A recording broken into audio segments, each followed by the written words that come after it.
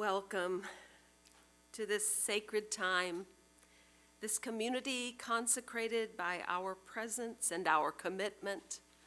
I am Vanessa Cowie, and I'm the worship team leader, serving as worship associate this morning.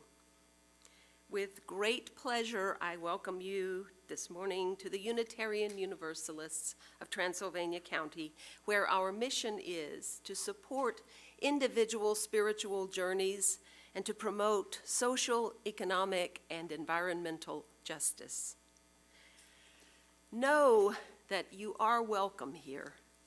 Whoever you are, whomever you love, however you vote, whatever your race, age, class, gender, or ability, you are welcome here. Whatever spiritual paths you have traveled, whatever beliefs you have known, if any, you are welcome here, for our faith calls us not to a particular creed, but to a covenant to honor every person's worth and dignity. We ask only that you bring your goodwill. So that we can come together safely, please wear a mask while in the building, except while speaking from the pulpit. Use the clipboards, one's on every row, to sign your name and telephone number in case contact tracing becomes necessary. We've only had to use those sheets once before, and we're prepared for any further uses. Instead of passing baskets for our offering, drop your offering into a basket at the side of the sanctuary or a bowl by the door on your way out. Name tags can be dropped off there too. And our charitable giving this month is to the Meals on Wheels of Brevard. After the service, please exit the building as soon as possible so the air can be fully exchanged, and so you will be in the open, safer air for your conversations with each other. If you're available at lunchtimes on Tuesdays, please consider bringing your bag lunch or takeout food and sharing the time here on the UUTC Green. Now please relax into the spirit of worship as we listen to the music.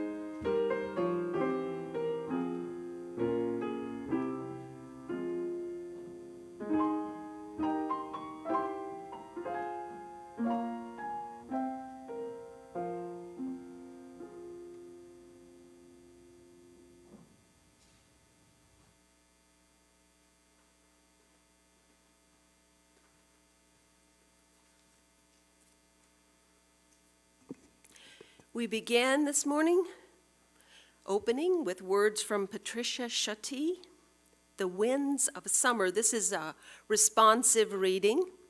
I'll ask this side to read the regular type in white, and this side to read the blue italic words. And let's try to read the very last line all together.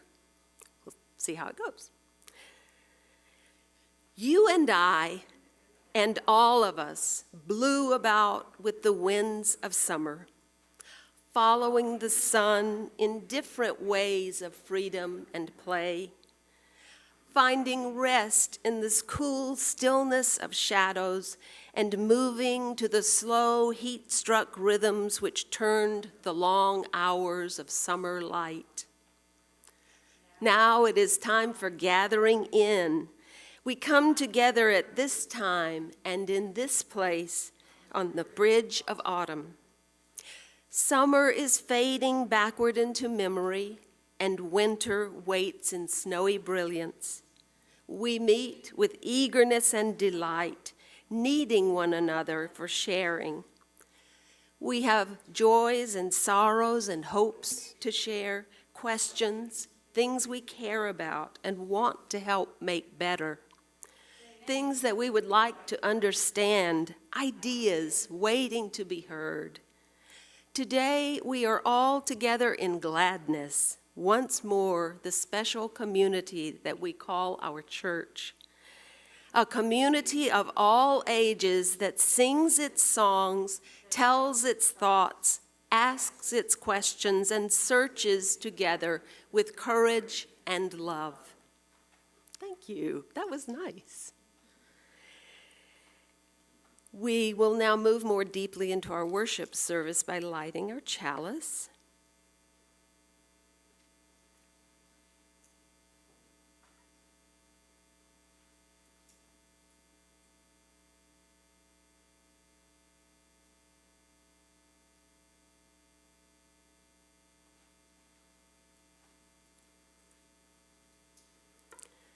These words were written by the Reverend Scott Taylor, inspired by and with the use of words from John Shar.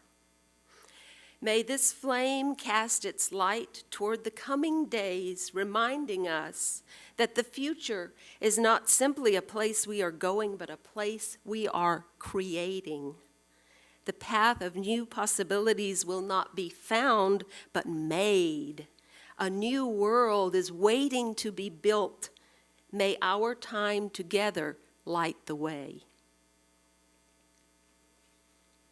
Our first hymn today is number 361, Enter, Rejoice, and Come In. You are welcome to hum softly under your breath, dance, or sway. Reverend Bob will sing the lyrics masked.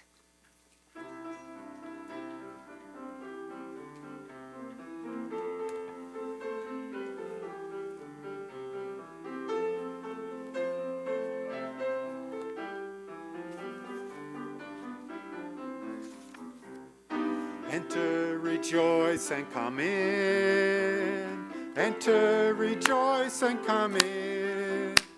Today will be a joyful day. Enter, rejoice, and come in. Open your ears to the song.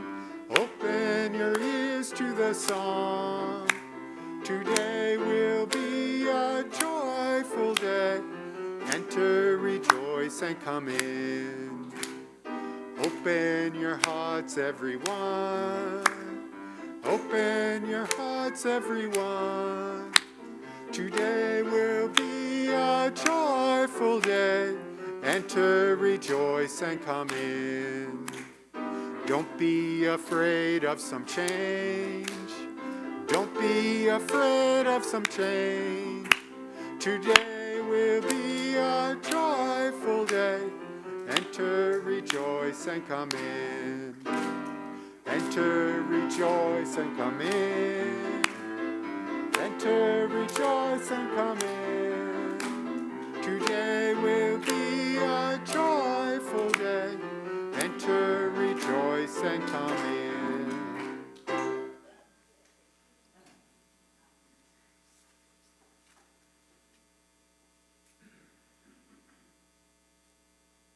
We're off to a start of our children's religious exploration today. I'm so pleased to see a few, oh yeah, you want to see my lips too as I speak.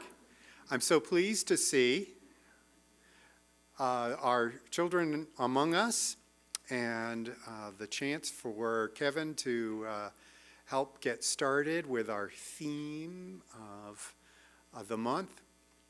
And so I have words of wisdom for you. I have words of wisdom for everyone, but we're going to say it's for you. And it's from this book of poems to live by in uncertain times. It was put together for the Beacon Press, which is our Unitarian Universalist press, back in 2001, after September 2001, to be able to deal with what's going on. And so you may have been hearing stuff about the 20th anniversary of September 11th, 2001 this weekend. This one is called Courage by Sexton. And I'm going to read the whole poem to you, and then, in case you need an interpretation, I'm going to say something about it. It's in the small things we see it. A child's first step, as awesome as an earthquake. The first time you rode a bike. Wallowing up the sidewalk, perhaps? The first spanking, when your heart went on a journey all alone, or maybe when they called you a crybaby, or poor, or fatty, or crazy, and made you into an alien. You drank their acid and concealed it. Later, if you faced the death of bombs and bullets, you did not do it with a banner. You did it only with a hat to cover your head. You did not fondle the weakness inside you, though it was there. Your courage was a small coal that you kept swallowing. And if your buddy saved you and died himself in so doing, then his courage was not courage, it was love. Love as simple as shaving soap, which you know nothing about. Later, if you have endured a great despair, then you did it alone, getting a transfusion from the fire, picking scabs off your heart and then wringing it out like a sock. Next, my kinsman, you powdered your sorrow, you gave it a back rub, and then you covered it with a blanket. And after it had slept a while, it woke to the wings of the roses and was transformed.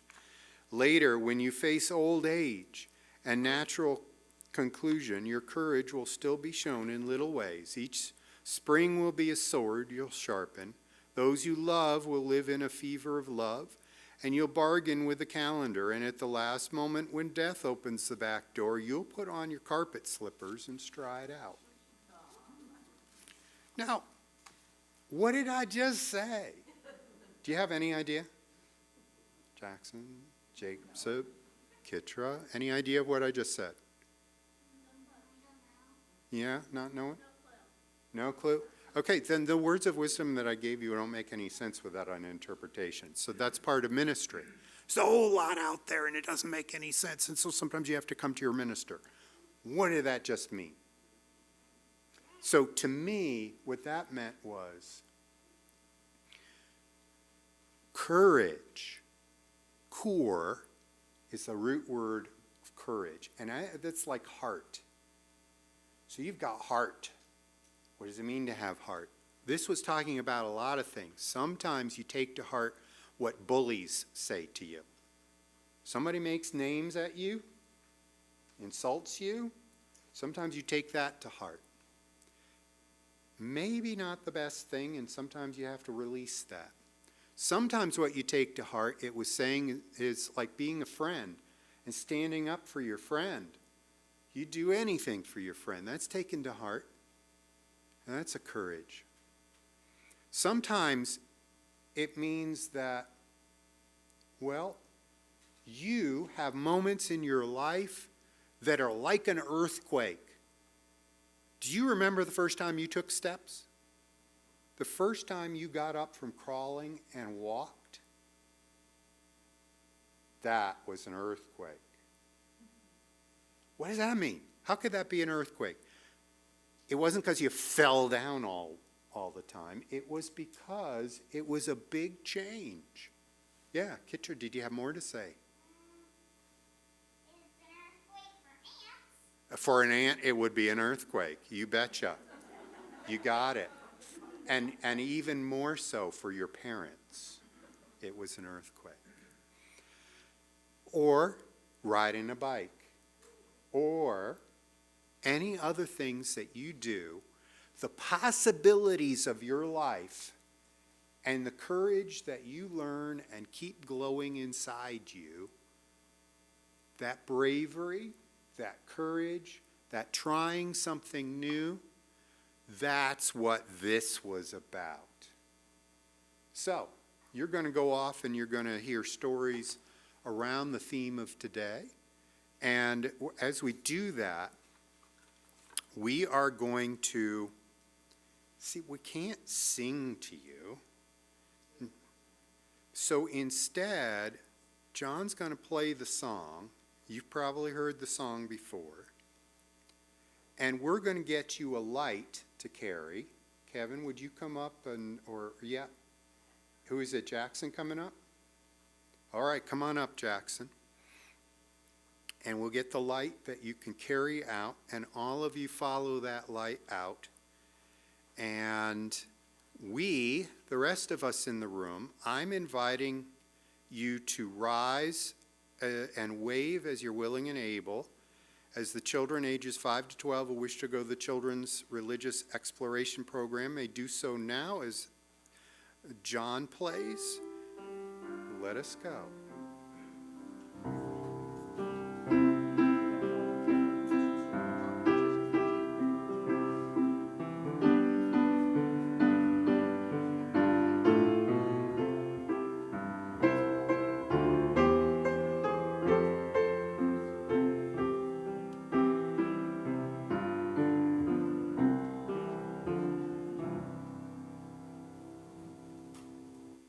I invite Vanessa to come on back up.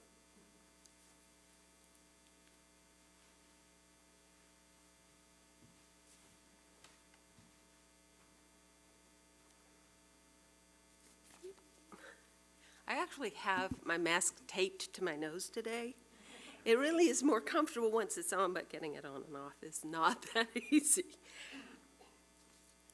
We believe that joys are magnified and sorrows eased by sharing them in loving community. We now pause to honor milestones and to lift up those who need our healing thoughts. If there's something in your heart to share at this time, wave at an usher. There are pieces of paper. You can write it down and bring it forward if you so desire, so that Reverend Bob can add it to his pastoral prayer later. And meanwhile, if you're watching this online, live, please share your joys and concerns in the chat function, and I'll light a candle for them.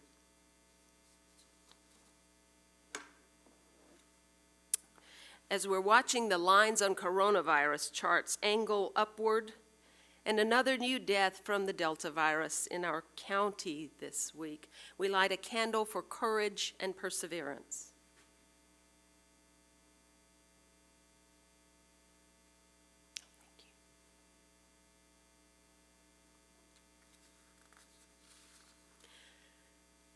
Again, we salute those workers on the front lines during this pandemic in all fields of work, and especially medical staff, who once again, during this Delta surge, are being stretched to their limits during the current wave of infections.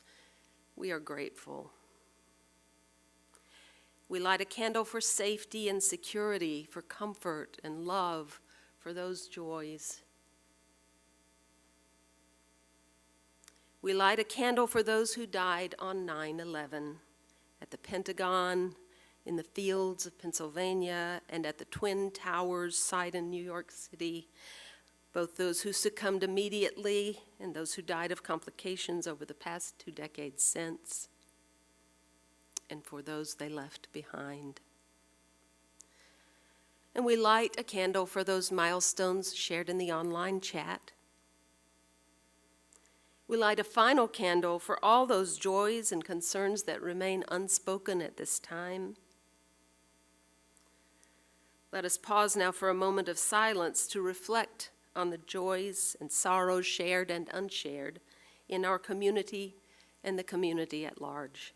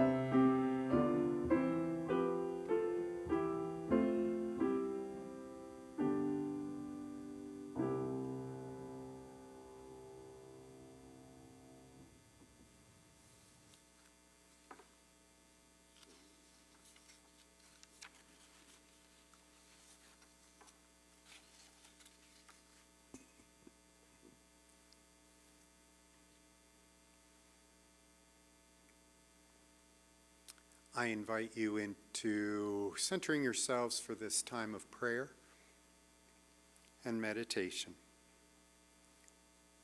I will include the words of Reverend Sarah Lawal, a colleague.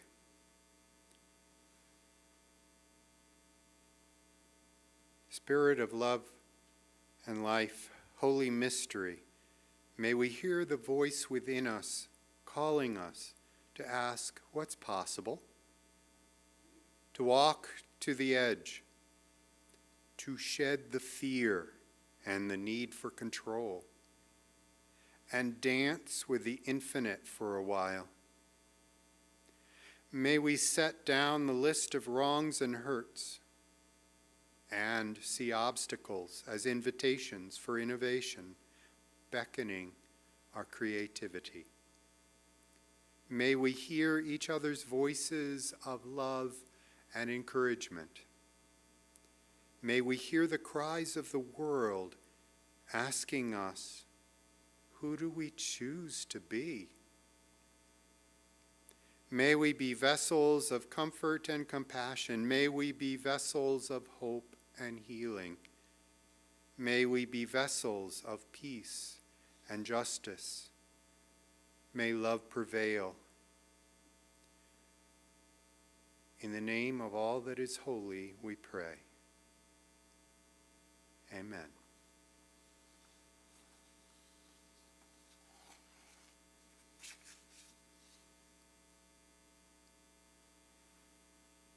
Generosity.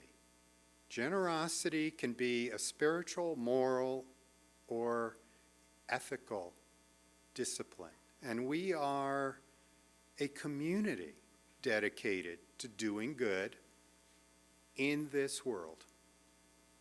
And your contributions support our mission. As you leave, or at any point in which you're taking a stretch break in this service, you wish to put your contributions in each of the baskets, I invite you to do so. Those of you online or those here who wish to go home and click on the donation box on our website or within the Realm electronic directory, I invite you with that as well. Don't forget our special offering of the week. And Alice, would you read the name on the door, because I forgot to read it on my way in. Meals on Wheels is our special offering this month, if you wish to put that on your memo line or in designating for the special offering online. Whatever you give, when you give out of love, we receive it with great joy, and we say thank you.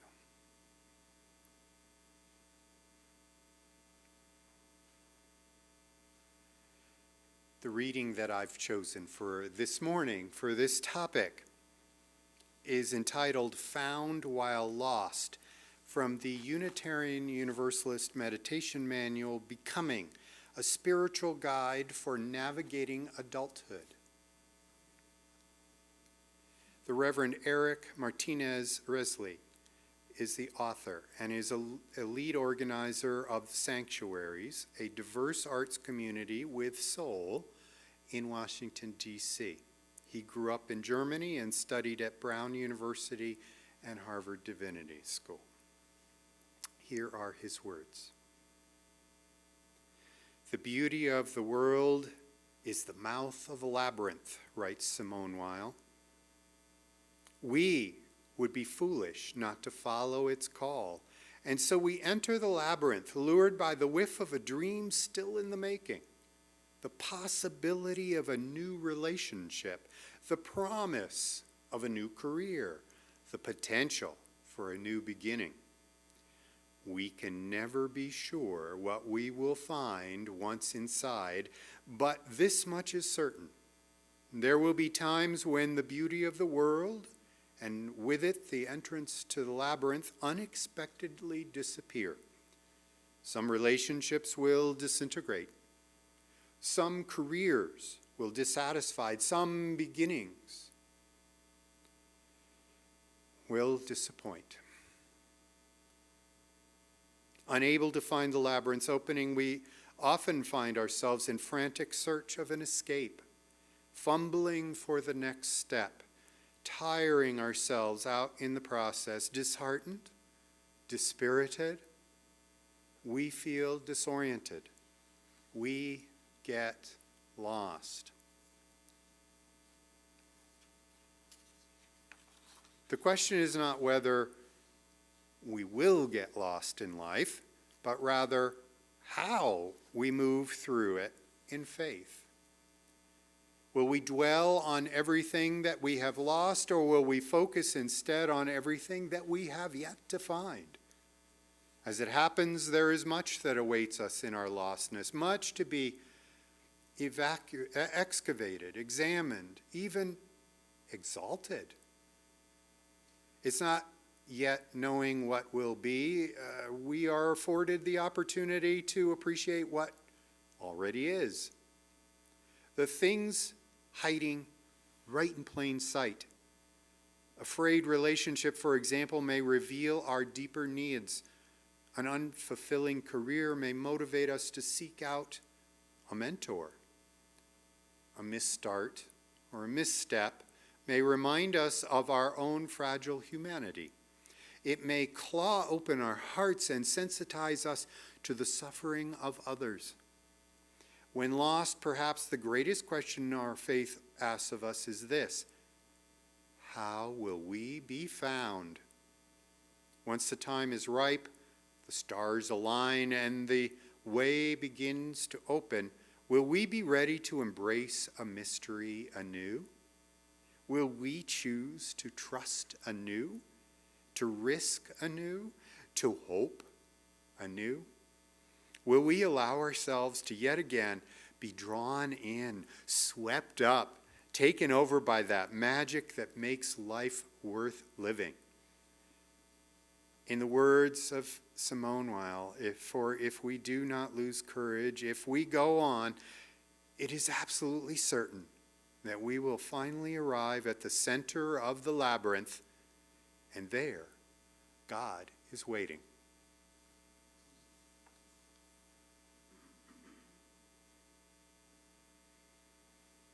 Welcome and thank you for attending online or in this room to today's sermon, the sermon that I entitled Embracing Possibility in the New Year.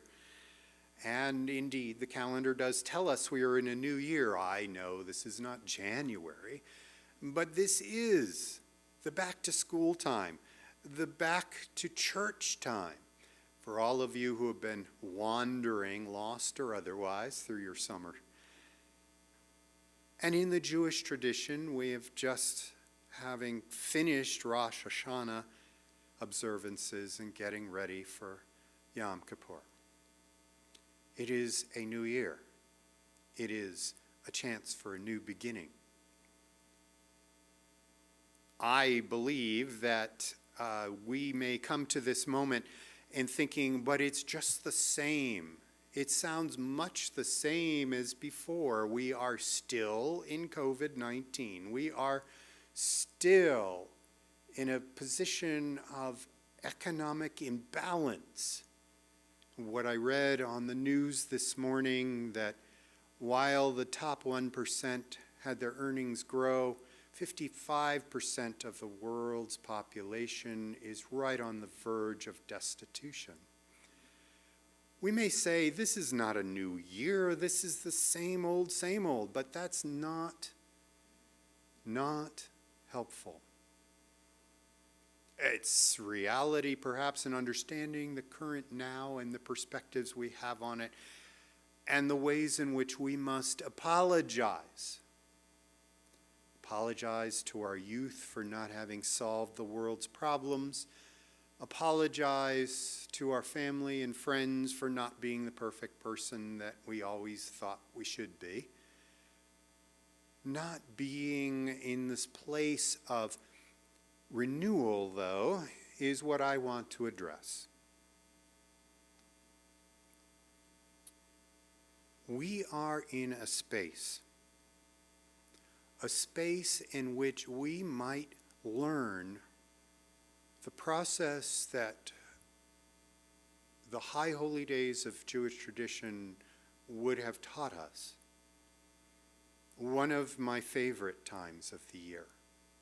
One of the counter to all that I was raised as a Unitarian Universalist, always looking onward and upward forever to a new future. The Jewish High Holy Days is a point in time in which we stop and we apologize. We admit our faults. We say what's wrong.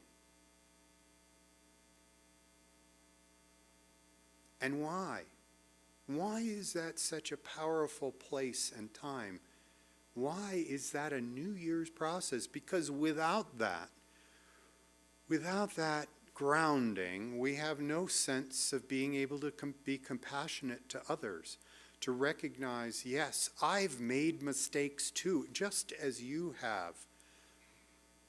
In some of the traditions all around us on a Sunday morning, there's a recitation of what's called the Lord's Prayer, in which it might say, depending on the translation and the understanding, forgive us our trespasses as we forgive those who trespass against us.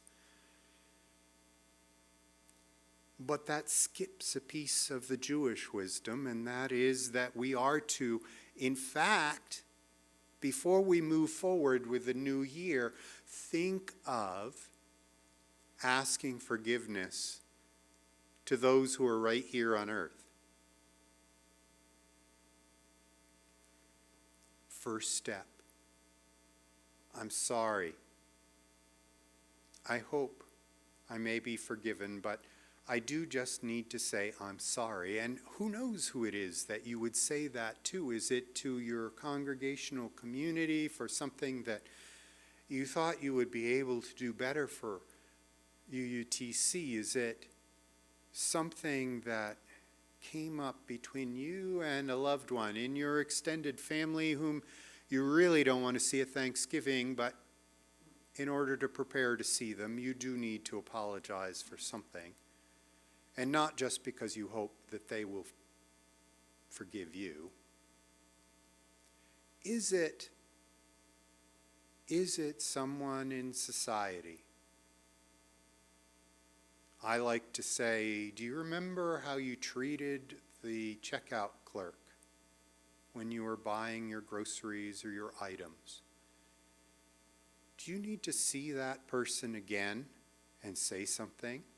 If the last time you were here, and read their name tag and say, Judith, I had you once before and I had an awful day, but that's no excuse.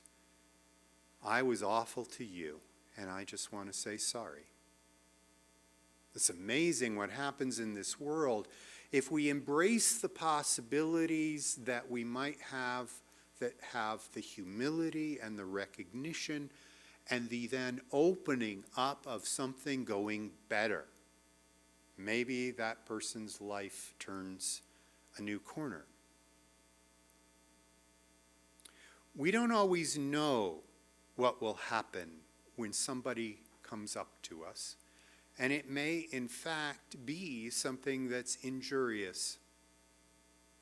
But Robert Bly in our packet this month, if you're not already sold on the idea of soul matters, I would love for you to contact me and be part of the 50 or so folks who get a packet every month for meditation. This snippet from Robert Bly, the poet, is one of the things to meditate on this month. When someone knocks on the door, think that they're about to give you something large, tell you you're forgiven, or that it's not necessary to work all the time, or that it's been decided that if you lie down, no one will die. Think of meditating on that for this month. Think of what it would mean in forgiveness. To say sorry, to find forgiveness, and to let go of the things that are a burden for you, that you might embrace some new possibility. Sometimes just giving up an idea gives you a chance to rethink how you want to approach it, and you can actually get back to it, because the way you've been carrying it on your back isn't helping. How can you embrace possibility if you feel weighed down by all the shoulds that you carry? As somebody said, don't should on yourself. Instead, dream. I think we heard that a little bit in the reading this morning. I think we hear that a little bit in what we tell children in our midst. We don't tell them, you are doomed, and each day of your life will be another nail in killing the possibility of who you are. We do not teach that here, and we don't teach it to the adults either. And I have very little motivation as a Unitarian Universalist minister to shame you into anything. So what are we? One Soul Matters participant from elsewhere, and it was published in our packet. Again, I mentioned the packet shamelessly to say, please sign up. When I think of possibility, I think of all the people and the opportunities we close the door on, such as, I will never see eye to eye with my sister, or I couldn't possibly leave this job to start my own business, clenched. Or, I'll never have close friends like I had where I used to live. Or even worse, I will never really make a difference, so why bother?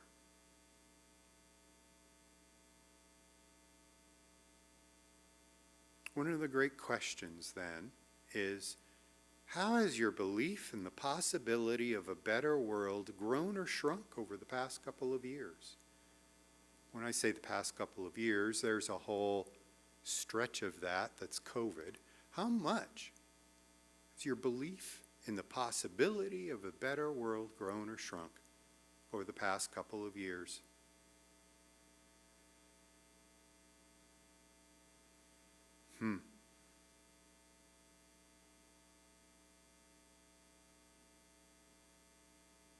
Who taught you most about defying expectations and unleashing your potential and possibility? How did their courageous living spill over into your own? Again, the Anne Sexton poem that I interpreted for the youngest among us.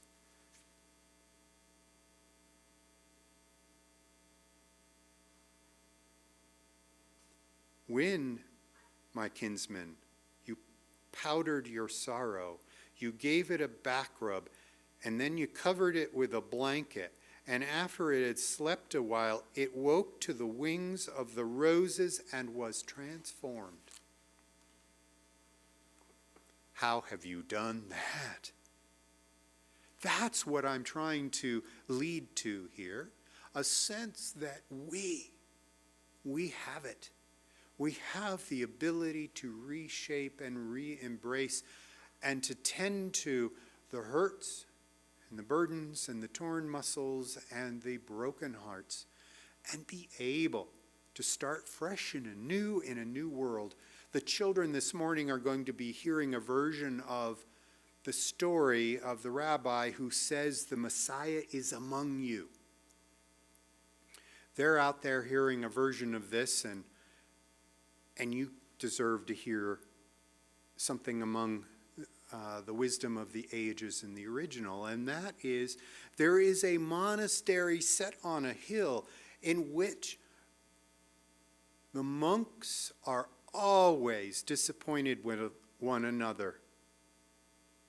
And whether they are in silence or able to speak, it is clear that they have disdain for one another, and that in fact nobody around them can do anything right. And so in and out, days upon days, the abbot wonders what will transform these people to be able to walk with the possibility and the promise that we must hold up as a monastery. How can we be a beacon in the world if we are all despairing of one another? And then along comes a traveler, and the monastery welcomes travelers to its lonely location. And this one is a rabbi from a different tradition, with a different accent, wholly different from those inside. And the rabbi spends the night and feels the vibe of the place and knows the people and sits in prayer. And the abbot, before the rabbi leaves, says to the rabbi, "I am lost. What can I do with my people? What is it that we need to know? Please, if you have any insight, any holy word, please share it." So the rabbi does a simple thing. And as the monks are gathered together for their time of prayer, the rabbi says, "Before leaving, I must share with you something that is very clear. And that is, the Messiah is among you." And then the rabbi leaves.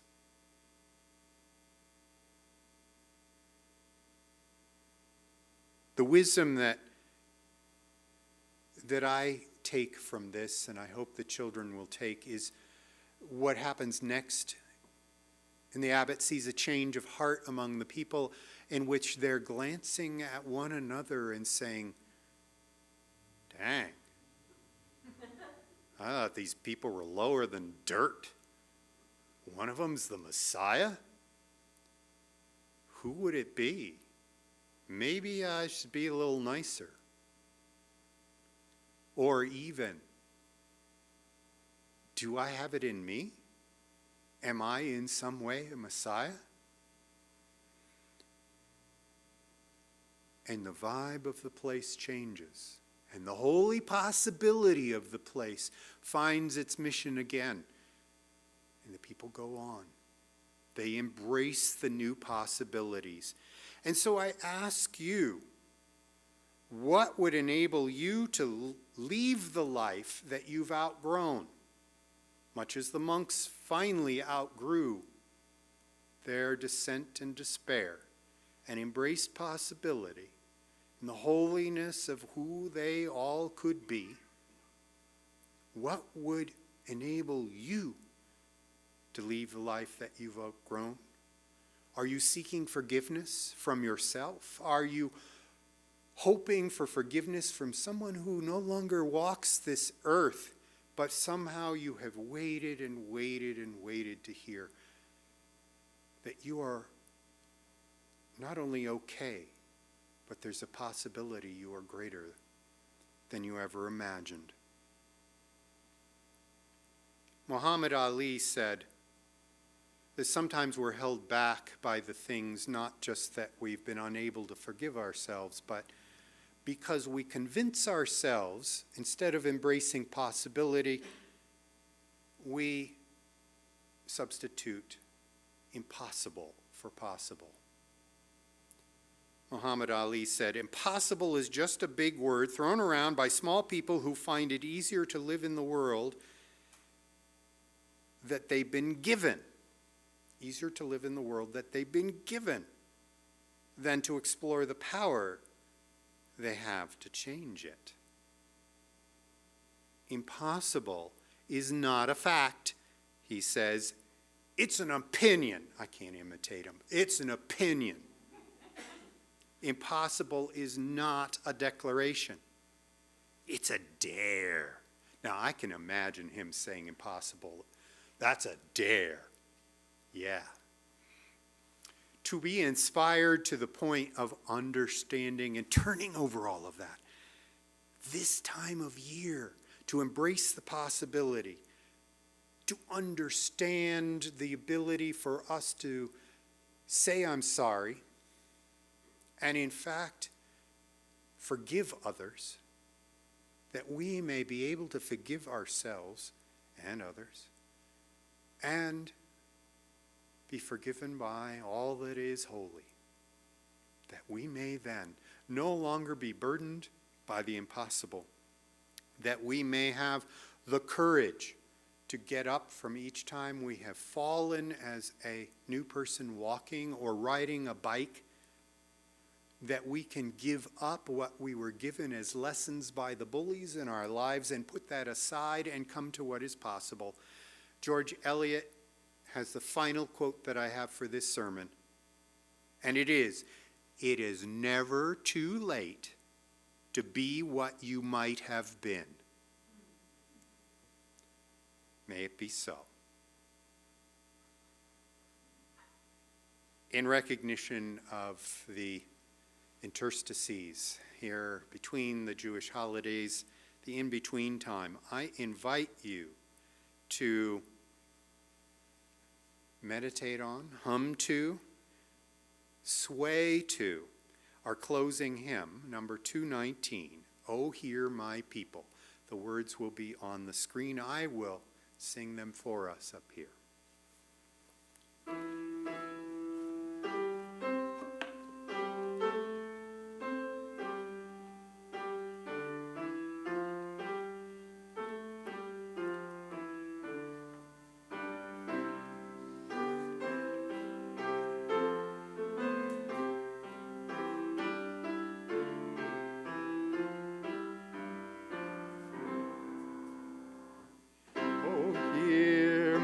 People, hear me well.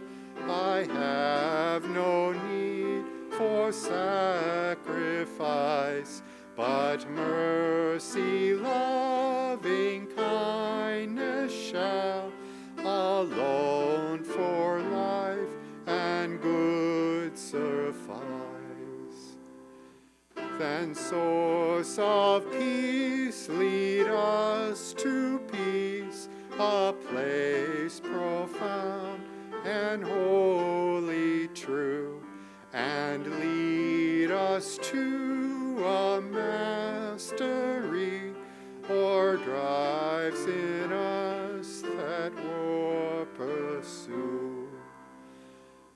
May deeds we do inscribe our names as blessings in the book of life.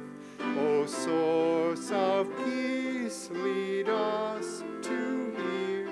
O source of peace, lead us from strife.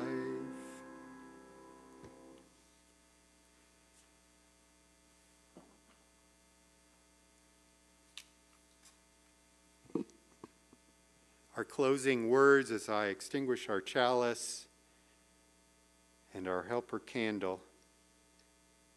May these lights go with you.